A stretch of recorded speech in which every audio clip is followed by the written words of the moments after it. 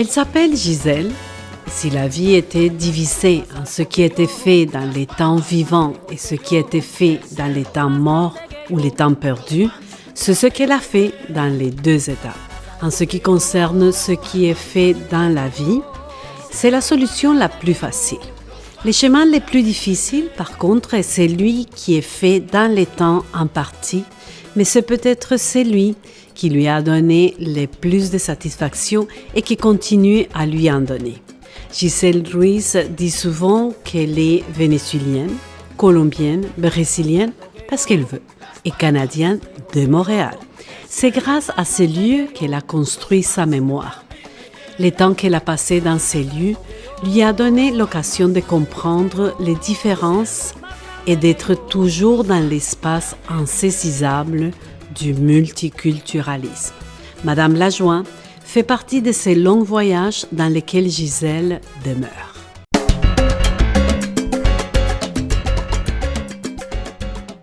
Ella se llama Gisèle.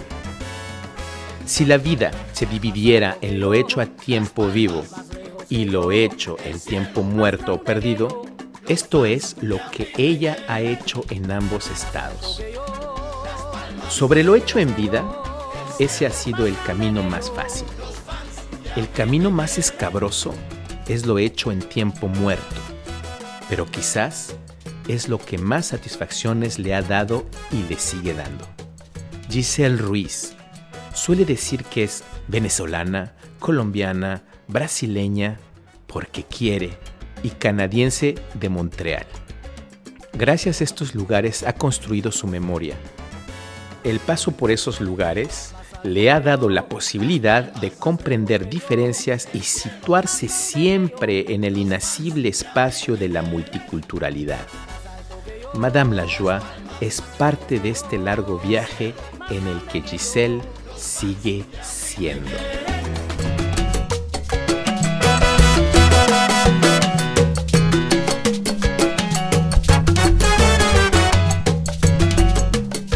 Hola, soy Gisèle. Es un placer estar aquí. Muchísimas gracias. Hoy son aquí las 7 de la mañana en Barcelona. Es un placer estar con todos los amigos de Montreal, como siempre. Es un lugar cálido, es un lugar en el que me siento en casa. Es la ciudad actualmente de la cual siento mucha nostalgia. Pero también aquí estoy muy bien y han sido 3 años de arduo trabajo. Yo comencé a estudiar en Les Cires, en la Escuela de Cine de Reus, guión, a estudiar para aprender a escribir guiones ficcionales y series, y luego de allí empecé a trabajar también en el curso de dirección de cine. Gracias a ese trabajo hay varios guiones que están ya escritos, listos, pero el que dio paso al cortometraje Madame Lajoie fue justamente el guión Madame Lajoie. Este es un guión que la primera idea fue una mujer que vive para las plantas, porque quiere huir de sí misma. El problema es que mientras hay una transformación, tenía que estar las plantas creciendo y no sabía cómo hacer las plantas crecer. Después pensamos que con animación podría ser interesante verlas crecer, pero ya en mi cabeza estaba funcionando otra idea, porque para mí la música es supremamente importante. Entonces, Madame Lajoie, así como muchas mujeres que conozco, tenía que ser una mujer que bailara, que saliera, que tuviera amores, y que estuviera muy viva hasta el final de su vida, como muchas mujeres que he conocido y que conozco. Entonces, les voy a leer parte de la historia y como introducción en mi página web giselruiz.com, la historia que introduce Madame Lajoie. Dice, la primera pregunta es, ¿cómo resistirse a la insinuación de que la mujer, siendo oblicua, tenía el don de volver a vivir?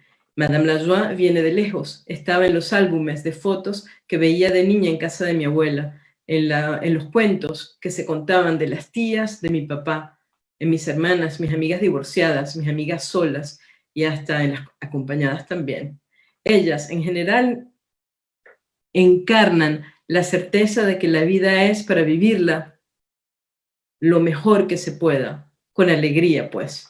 Madame Lajoie es sobre todo esa mujer septuagenaria de Sherbrooke, de Lennoxville, en Quebec, donde yo daba clase y con quien comencé a vivir en 2008 cuando ella tenía 80 años. Fue una gran experiencia. Con ella compartía el mismo apartamento. Yo, fascinada, asistía al glamoroso momento previo antes de que ella saliera de la casa hacia los salones de baile para gente de la tercera edad, donde disfrutaba junto a sus conocidos. Se vestía, iba y me decía, Giselle, me veo bien así, me veo bien de este lado, ¿cómo me veo bonita? Ella arreglaba su ropa y decía que siempre tenía que estar en la moda. Esa era esa Madame Lajoie. Era eso y esta ficción que es, en esencia, la conciencia absoluta de que pronto la vida va a cambiar. Es la expresión sincera de la necesidad de que otra piel roce la piel a cualquier edad, más aún cuando ya nadie te la roza, o eso es lo que damos por hecho. Es pasar la mirada sobre lo supuestamente ausente, como acaso lo es la sexualidad en las mujeres de 70 años, o mayores, o menores en las de 50, en los de 40, y el desplazamiento de ese hecho hacia la actividad del baile.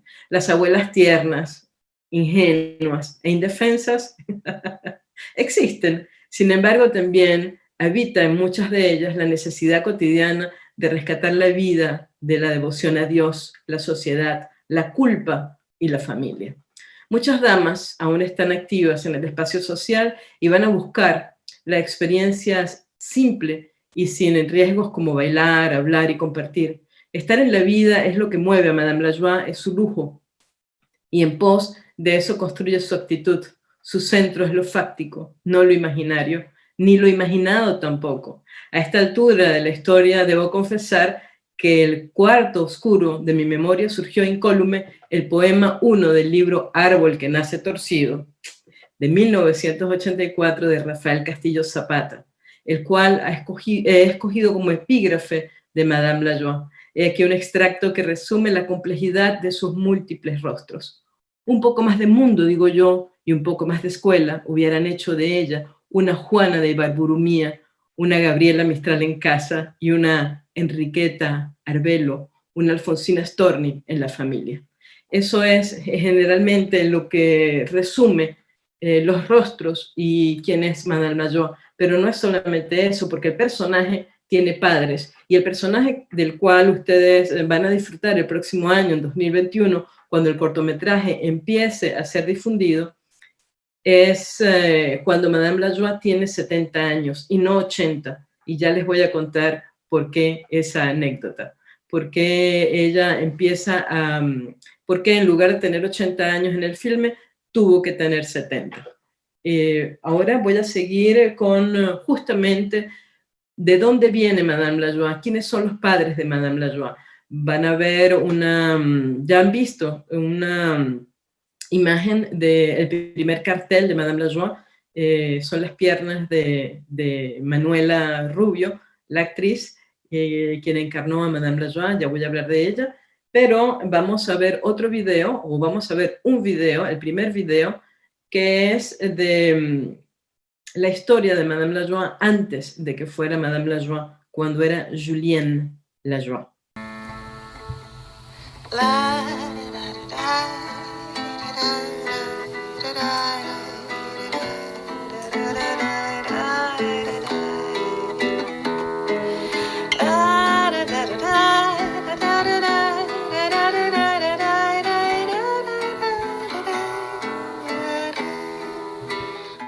Hola, soy Giselle, espero que estén bien.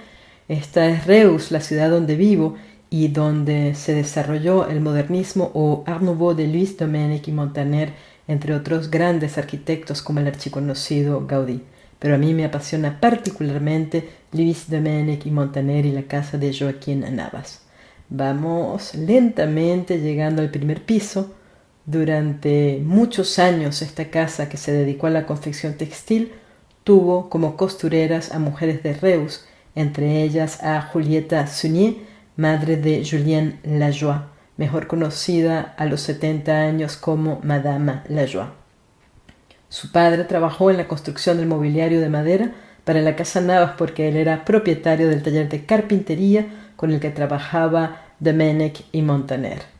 En este espacio trabajaba Julieta como costurera. Y en 1938 ya habían pasado 2 años de la Guerra Civil Española cuando una bomba impactó la torre que coronaba la esquina de la casa, sí, allí mismo arriba.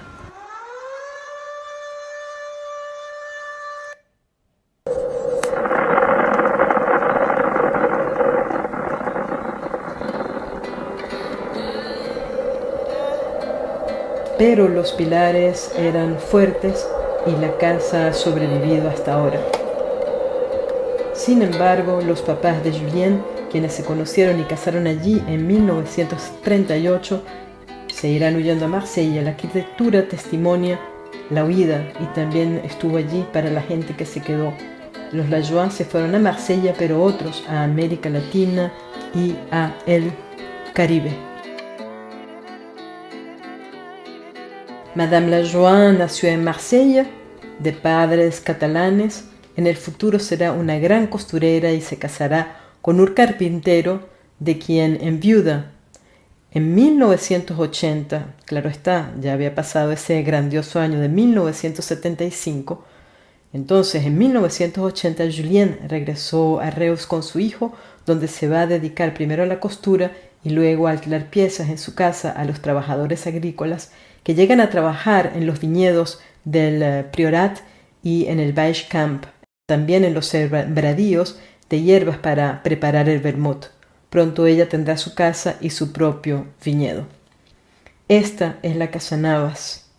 Esta es la Casa Navas en tiempos COVID-19. Esta es la Casa Navas ahora y sigue siendo parte de la vida de Madame Lajoie y es parte fundamental de mi viaje a Reus.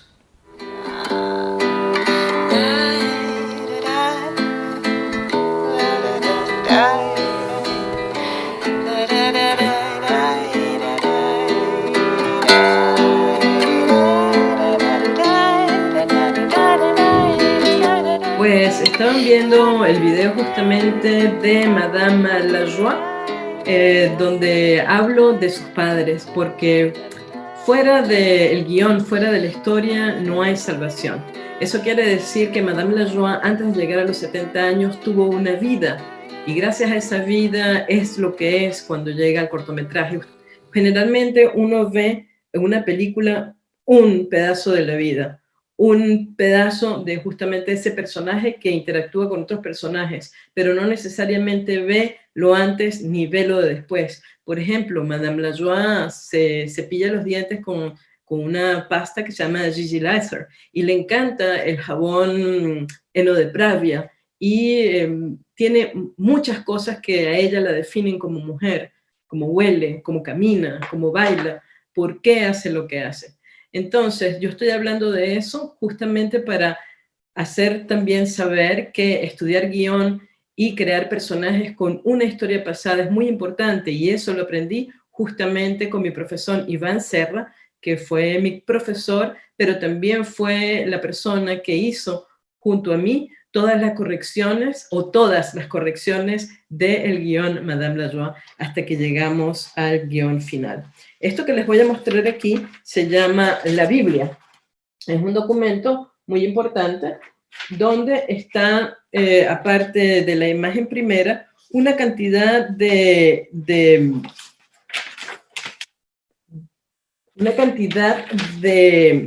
ejemplos, y luego de aquí es muy importante que sigamos el tratamiento, el perfil de los personajes, cómo se llaman, por qué se llaman así, cuáles son las referencias, todas las obras de arte, por ejemplo, que yo vi los colores, por qué están allí, por qué se viste así, por qué se mueve como se mueve. Es decir, Madame Lajoie, no se olviden que es una ficción, y es una ficción que nace justamente por una necesidad de contar no una vida real, sino una vida posible. Y una vida posible también gracias a los bailarines que estuvieron presentes para poder hacerlo. Les he mostrado el documento un poco de la Biblia y por qué es importante el baile, por qué es importante el baile en línea. Pues Madame Lajoie, la real, que vivía en Lennoxville, iba a bailar todos los fines de semana. Era impresionante porque tenía 80 años de edad y tenía más vida social que yo, que era trabajando y dando clases. Entonces, esa historia de esa Madame Lajoie de Quebec, que nace Quebec, que es posible que exista en mi cabeza gracias a que existe Montreal y Canadá y Quebec y Sherbrooke, etc. ¿Cómo hago yo para trasladarla aquí? Pues pensé un día viendo a los señores bailar en la plaza pública, había presentaciones de una cantidad de gente que iba a bailar. Y yo me pregunté, ¿dónde va esa gente a bailar? ¿Dónde están las escuelas? Yo quiero ir a ver qué es lo que hacen los fines de semana.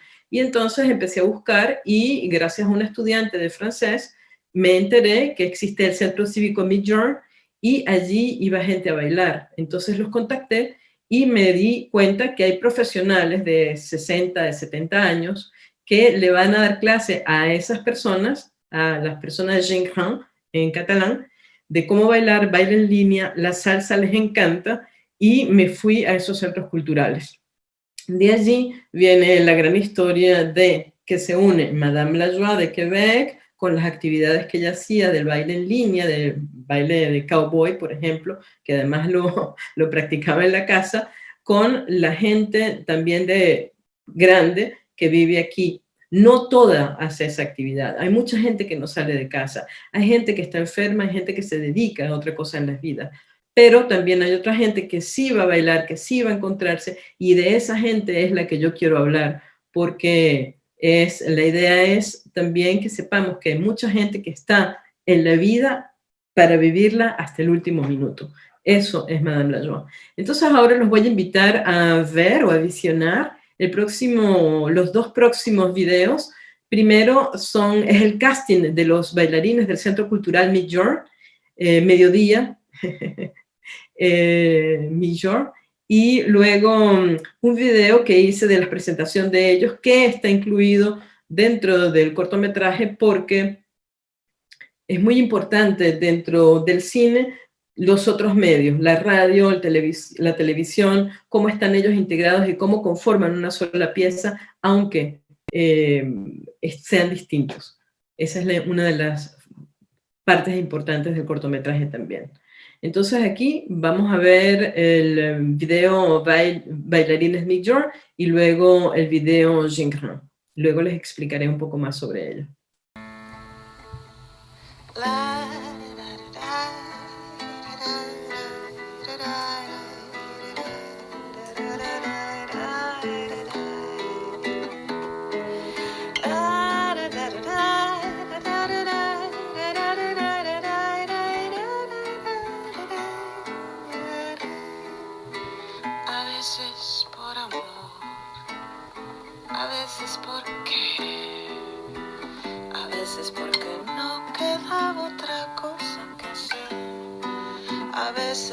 Porque el sol no saldría al amanecer si el calor de una mano no le tocara mi piel.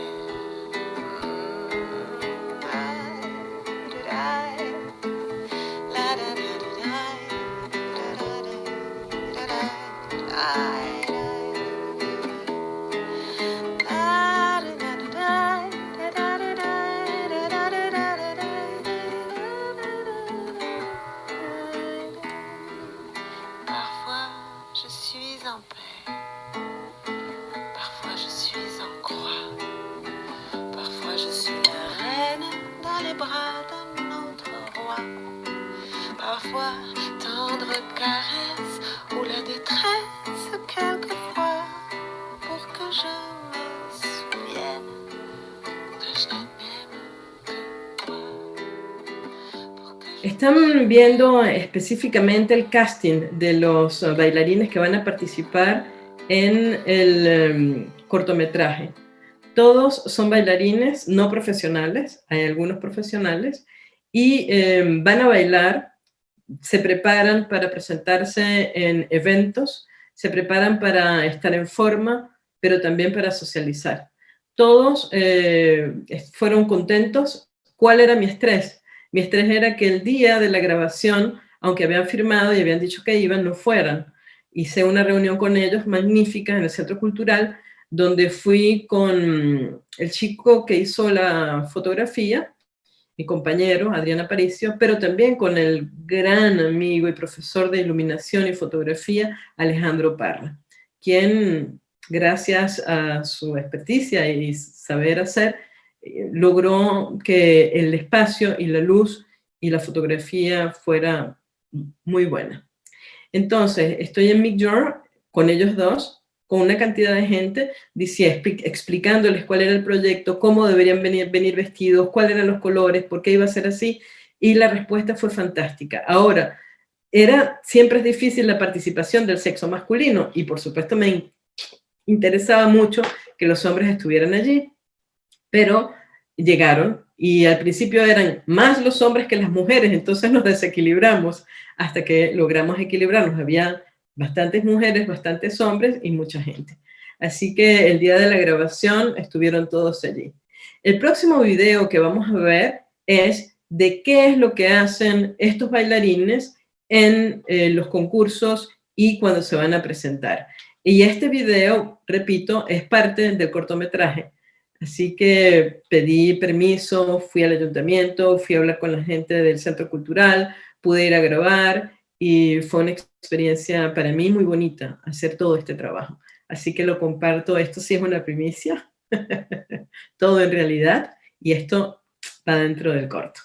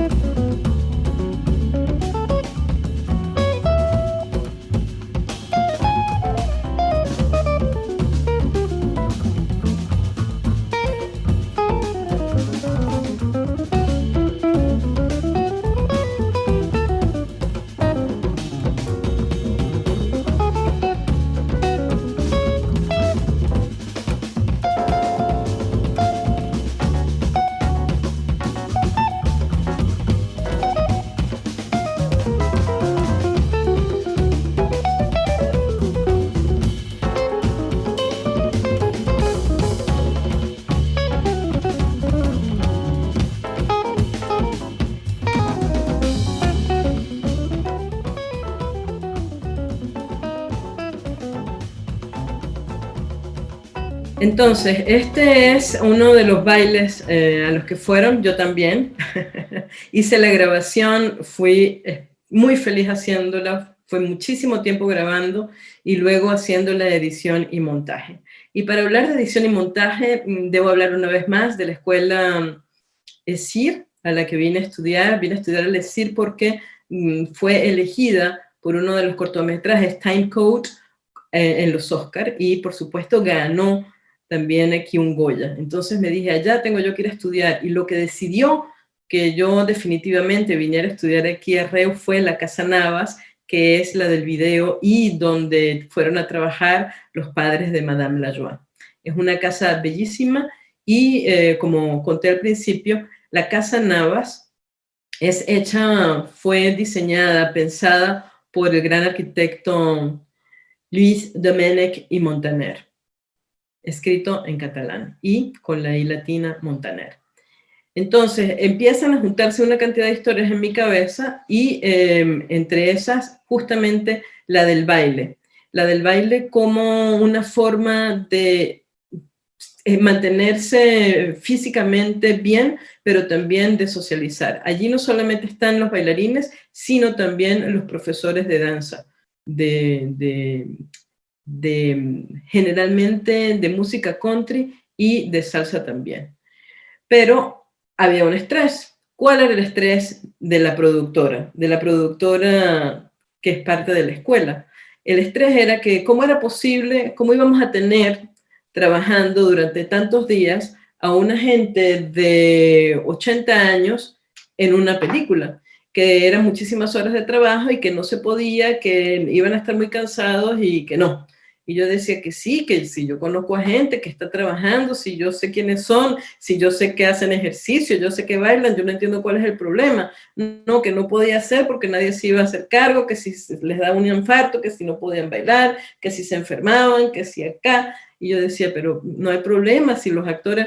Bueno, entonces decidí, ok, si no puede tener 80 años, pues que tenga 70. Madame Lajoie tendrá 70 años en lugar de 80 y su compañero, que obviamente es más joven, porque Madame Lajoie tenía que tener un compañero más joven, no va a tener sino 65 años, no menos. Así el impacto no va a ser tan grande y lo vamos a poder hacer bien.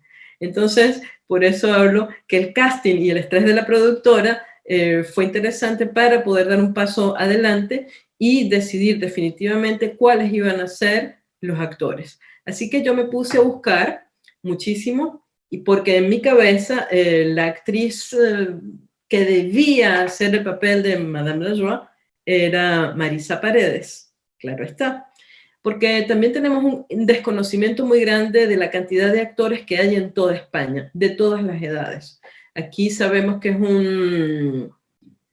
una carrera, es un saber hacer que está muy mal pagado, que siempre se conocen a los mismos, que hay una cantidad de gente que no se contrata, entonces hay un gran problema con eso de ser actor aquí, aunque tengamos la idea contraria. Yo me he encontrado aquí con que a mí me encanta Isabel Coixet y hay muchísima gente que dice cosas de ella que me dejan completamente fuera de base, porque digo, pero ¿cómo pueden decir eso? Si es fantástica, si la conocemos, si nos encanta. Almodóvar, una cantidad de cosas negativas, pero ¿cómo pueden decir eso si Almodóvar es?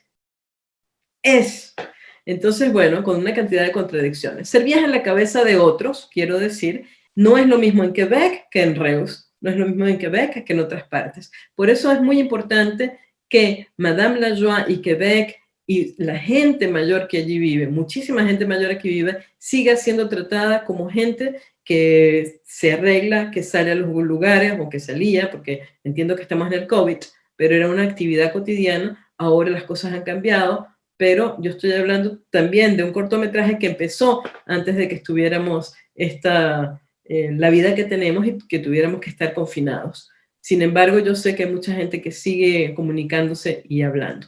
Entonces, de allí nace, por ejemplo, la idea de que Manuela Rubio, que es una actriz extraordinaria, elegante, una señora que le encantó el guión, le encantó la Biblia, se identificó con una cantidad de historias que Madame Lajoie es, y también Manuela Rubio habla francés. Habla francés como Madame Lajoie porque, como dije en el primer video, como se dice en el primer video, los padres de Madame Lajoie se fueron a vivir a Marsella en 1938 y ella regresa en 1980 luego de que Franco por supuesto murió en 1975, existe la gran explosión y es cuando mucha gente regresa a la península ibérica. Madame Lajoie regresa a Cataluña y se instala allí y empieza su vida. Entonces, Manuela Rubio y el personaje Madame Lajoie tenían cosas en común, además de la fisonomía. Luego era muy importante hablar de Manel. ¿Quién es Manel? Manel va a ser el compañero a partir de los 70 años de Madame Lajoie. Se encuentran porque comparten la actividad del baile y allí empieza una relación. Pero ella también tiene amigas con las que baila. Así entran a la vida de Madame Lajoie, o están en la vida de Madame Lajoie, Sara y Olga. Y empiezan así a juntarse una cantidad de historias que hacen que el cortometraje tenga a estos personajes principales y también secundarios, así como el casting. Y los invito a ver ahora el video justamente donde está el casting de los actores, y al final hay algunas fotografías de las cuales también voy a hablar por el asunto de las locaciones. Así que los dejo con el próximo video.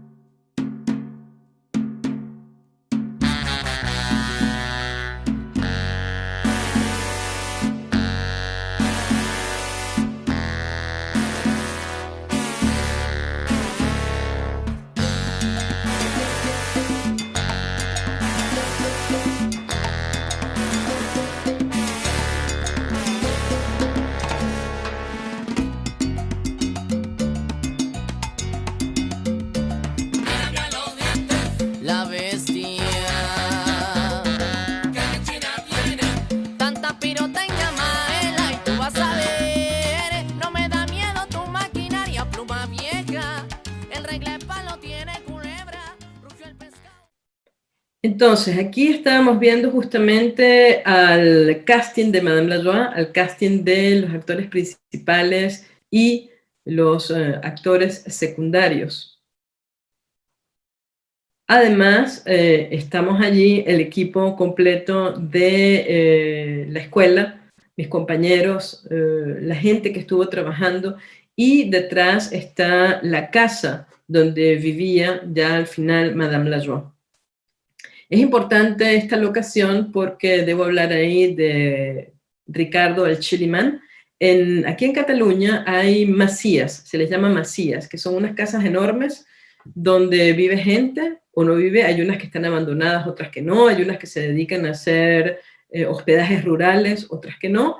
Y en esta particularmente fue posible rodar Madame Lajoie gracias a Iván Serra, mi profesor de guión, mi tutor, que fue Iván, junto a Esther Borrell, que fue mi profesora de edición y montaje, pero también fue mi tutora, y gracias a Daniel Villanueva, que se encargó como productor de que Ricardo Chiliman nos permitiera estar en esa casa. Madame Lajoie, luego de trabajar de alquilar casa a los trabajadores agrícolas, decide ella también poner viñedos, pero finalmente también en algún momento de su vida va a sembrar chiles. Entonces, por eso era importante que ella siguiera toda la vida cerca de las plantas, pero también cerca de los sembradíos. Era la única forma de que ella pudiera terminar de vivir una muy buena vida, pero además de que pudiera pagarse todo lo que necesitaba. Dentro del corto, dentro de la vida de Madame Lajoie, dentro de la ficción, dentro de la proyección, hay algo muy importante de lo que quiero hablar, que es la maravilla de la traducción. Las traducciones han sido hechas al inglés y al francés. Al inglés las hizo Luis Andrés Leal Ruiz, y es una anécdota bonita porque yo le envié a Luis Andrés el corto con el guión para que él hiciera la traducción, pero sin color, sin nada, como estaba. Y cuando recibí la traducción y hablamos por teléfono, me dice, te quedó lindo tu corto, lloré mucho, lloré muchísimo. Y eso me enterneció mucho porque yo le decía, pero ¿por qué llorabas? Dice, bueno, pues porque me emocionó mucho la historia. Y esa fue una de las primeras, fue creo que la primera persona que me habló del corto. Luego envié la traducción para que la hicieran en francés y la hizo María Julieta Moros Quintero y Annie Monon. Entre las dos hicieron la traducción al francés. Y Annie tiene actualmente 71 años, o sea que cuando hizo la traducción tenía exactamente la edad que tiene Madame Lajoie cuando va a bailar y cuando tiene esta vida. Y fue muy importante su punto de vista porque disfrutó mucho haciendo la traducción y dijo, Madame Lajoie era una mujer que tenía mucho carácter, era una mujer increíble. Entonces, esas referencias, aparte de los comentarios que hizo María Julieta, fueron importantes para situarme un poco sobre cómo la gente estaba percibiendo, la gente que no había estado para nada en el rodaje, ni en la preproducción, ni en el rodaje, ni en la postproducción, sino haciendo las traducciones, tenían sobre el cortometraje que además estaba sencillamente siendo editado, siendo trabajado. Y fue una gran emoción. Luego tenemos otras anécdotas interesantes, fue la iluminación. Una de las partes importantes de la película era trabajar la iluminación, que me interesa mucho además hablar de mi amigo Alejandro Parra, porque lo conocí como fotógrafo e iluminador dentro de la película. Entonces, en España, a las 8 de la noche en verano, todavía el sol no se ha ido y necesitábamos grabar una escena de la noche de la cena. Y hicimos todo lo posible para que fuera por la madrugada, pero fue imposible. Así que necesitábamos hacerla a las 8 de la noche, y a las 8 de la noche todavía había luz.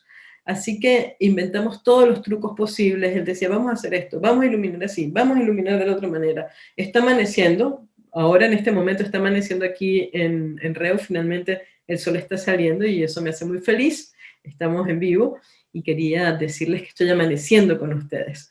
Aparte de eso, estoy tomándome no vino tinto, sino es hibiscus, para amenizar un poco aquí este encuentro.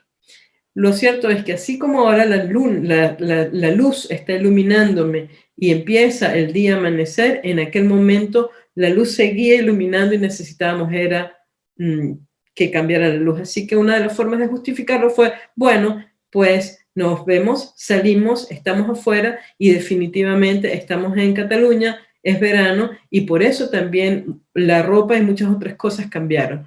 Lo que quiero decir es que con esto es que siempre un proyecto, por más que tenga Biblia, por más que tenga un guión, a última hora se están cambiando cosas. Y eso me hace pensar justamente en la gran directora Lucrecia Martel, quien insiste en que cuando uno está in situ es cuando uno se da cuenta realmente cómo es el espacio, cómo lo va a utilizar, cuáles son los cambios que hay que darle y no estar completamente cerrado, porque si uno es inflexible, se parte y las cosas no salen bien.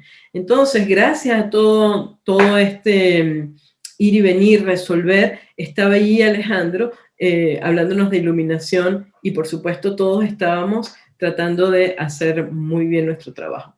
Eso quería contarlo con respecto a la iluminación y la locación. ¿Hubo otra locación? Sí, la otra locación fue la del Centro Cívico Migjorn, donde los sujetos, donde los personajes se encuentran a bailar. Y esa es otra parte de la historia. Otra parte interesante, que a mí me parece bonita, es que yo debía hacer un cortometraje con 2 personajes y una locación. Pero en mi cabeza había solo 2 personajes hasta que empezaron a haber más y yo no podía parar eso. Entonces hubo 4 personajes, es decir, Madame Lajoie, Manel, Sara y Olga, más 2 locaciones. La locación del centro cívico donde van a bailar y donde Madame Lajoie vive. Así que una de las cosas que me dijeron, tú te metiste en un berenjenal, ahora vamos a ver cómo vas a salir. Y sí, la forma de salir fue creando este cortometraje, Madame la Joie. El sonido fue fundamental desde el principio. Cuando empecé a imaginarme el cortometraje no existía sin sonido, sin todos los sonidos que yo quería. Así que para mí era fundamental que trabajara conmigo Benny Mouton de Sri Lankan, amigo de Nueva York, que ha ganado premios y es un excelente trabajador de postproducción de música. También trabajó en el sonido en postproducción Félix Herrera, mi amigo de Montreal, como todos lo conocen. Y la música de Madame la Joie comenzó antes, mucho antes de que existiera el guión. Madame la Joie empezó a existir gracias a que la música existía y gracias a que los músicos de Montreal existen y que tuve la oportunidad de conocerlos. Cada vez que viene un personaje a mi cabeza, no necesariamente está el personaje, sino antes está la música. Y luego empieza esa persona a hablar, y luego el personaje empieza, y luego empieza otra historia, ¿no? Pero esa es parte de cómo yo creo los personajes. Los músicos de Montreal fueron para mí la primera opción. La primera opción fue, voy a contactar a músicos venezolanos. Voy a contactar, primero, Vía Krieger, claro está, Brasil. Músicos venezolanos, músicos que tengan que ver con música caribeña, salsa, por supuesto. Dije, yo tengo que poner música de Rachel Terrien, la trompetista, porque es fantástica. Y si bailan salsa, porque a ver, tiene que ser Lengaya salsa brava, y tiene que ser esto. Y empecé a contactar a una cantidad de gente toda cercana. Y finalmente la música que va a estar en el corto es la música de Lengaya Salsa Brava, a quien les agradezco muchísimo. Música de Rachel Terrien, fantástica. El día que entrevisté a Rachel Terrien, tocó la trompeta, estaba enfrente de mí, estábamos grabando Félix y yo, y a mí se me salían las lágrimas. Pero no solamente con ella pasó eso, generalmente cuando iba a trabajar para la revista de Latinarte o para mi programa Nota con Giselle Ruiz de música, iba a entrevistar músicos y tocaban delante de mí. Es un privilegio tener un artista que toque delante de ti, para ti solito, y entonces eso me provocaba muchas emociones. Entonces tenemos a Lengaya Salsa Brava, a Rachel Terrien y a Vía Krieger, que es un orgullo y una maravilla porque yo soy fans. Cuando vivía en Sherbrooke me despertaba muchas mañanas escuchando la música de Vía y bailándola, cantándola.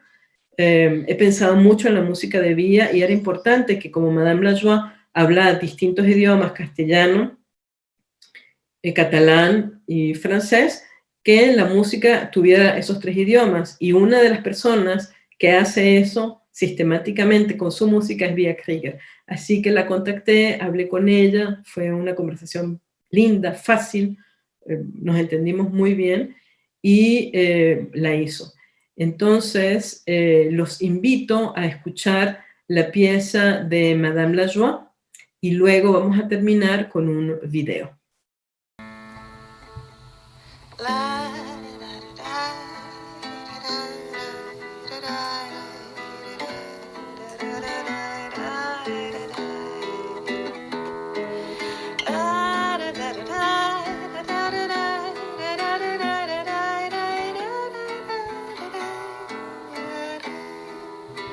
A veces por amor, a veces por querer, a veces porque no quedaba otra cosa que hacer, a veces porque el sol no saldría al amanecer si el calor de una mano no le tocara mi piel.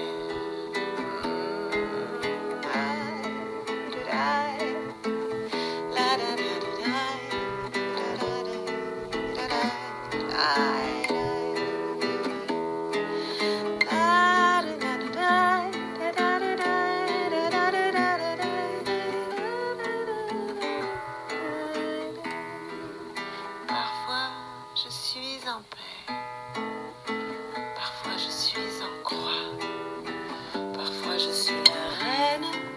bras d'un autre roi. Parfois, tendre caresse ou la détresse quelquefois, pour que je me souvienne que je n'aime que toi. Pour que je me souvienne que je n'aime que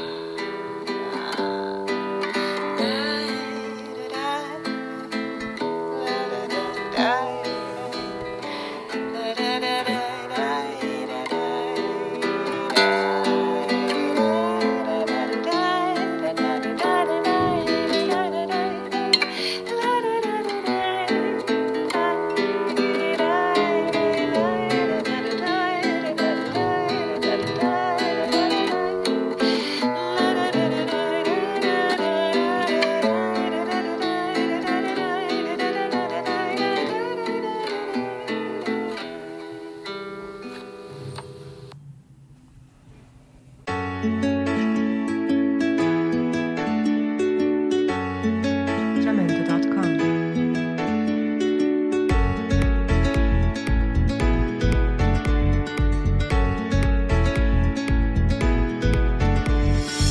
Jamendo.com.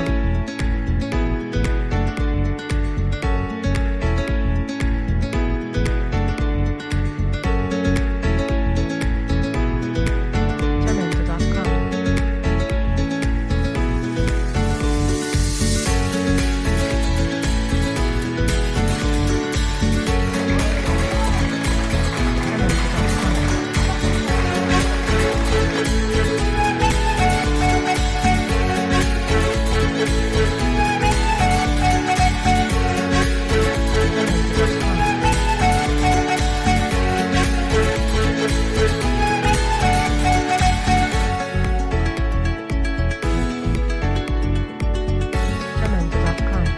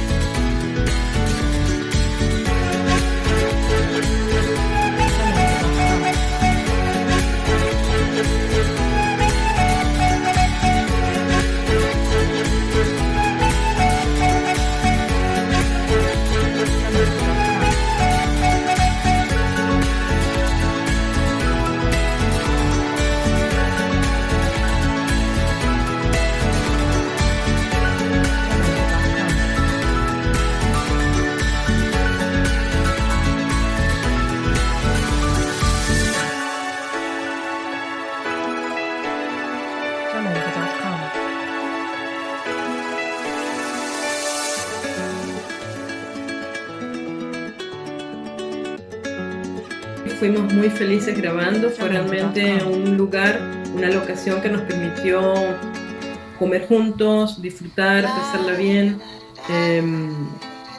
Bueno, disfrutamos realmente mucho ese rodaje. Además, bajar el estrés de todo el mundo, de todo el equipo, estar tranquilo, respirar, y creo que fue realmente una gran experiencia. Quería que lo vieran para que vieran justamente esa locación. A Chiliman, bueno, todo el cariño y las gracias, así como todo el equipo. Para finalizar, quiero hablar una vez más de la pieza original que creó Via Krieger para Madame Lajoie. Está en 3 idiomas, que para mí también son muy importantes, como es el francés, el castellano y el portugués de Brasil. Una de las cosas que dice la canción es que siempre voy a amarte a ti. Siempre Madame Lajoie se está refiriendo a su primer marido, aunque la vida haya continuado, aunque la vida haya seguido. Ese fue realmente su gran amor. Quise apagar las lámparas para que pudieran disfrutar un poco cuál es la iluminación natural que tengo yo en mi cuarto hasta ahora. Ya ha amanecido, he amanecido con ustedes. Gracias Ángela, gracias Joel, gracias Claudia. Siempre muchísimas gracias a Latinarte, al Festival Latinarte, con quien he pasado grandes momentos de mi vida. Los extraño muchísimo. Los quiero. Gracias. Pour que je me souvienne